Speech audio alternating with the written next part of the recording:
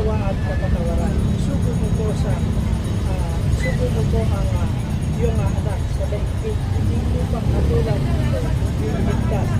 Tingin mo po ang aming mga manalangin para sa iyong mga lingkod.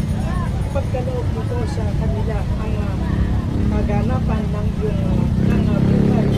Bilang kaloob mo po sa lahat ng sumasampalataya sa iyo.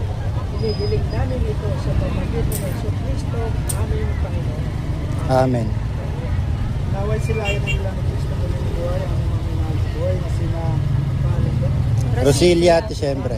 Rosilia. Rosilia. Apo. Tsaka wine. Herlin wine. Sino pa po? Ayun lang po. Ayan po. Mga malit sa bahay na kapag-anak niyo. Lula, lulo. Hindi po namin po. Ay, hindi natin lala. Ano na yung buhay? Ayun. Nagbasa sa salita ng Diyos, ang mabuting balita ng Panginoon ayon kay San Juan. Papuri Puro sa sa iyo, Panginoon. Panginoon.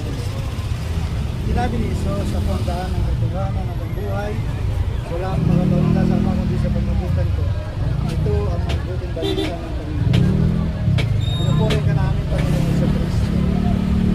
Mga kahilingan, sumampalataya tayo na si Kristo ang muling pagkabuhay ng buhay, paglayang magpapapalinalik.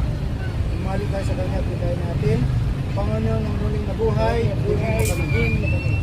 O Kristo, ang aming tagapagligtas sa ipag-ibig at awa, malugod mo pong tanggapin ang ipalawalatian, ang mga yumaon namin kamag-anak at kaibigan, pananalangin namin ito. Panginoon muling nabuhay, tingin mo kami.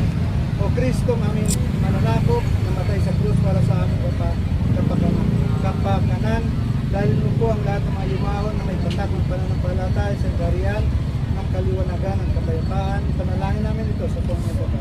Panginoon sa Kristo. Manalangin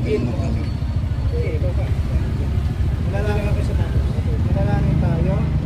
Panginoon sa Kristo, maluwag sa looban mo sa loob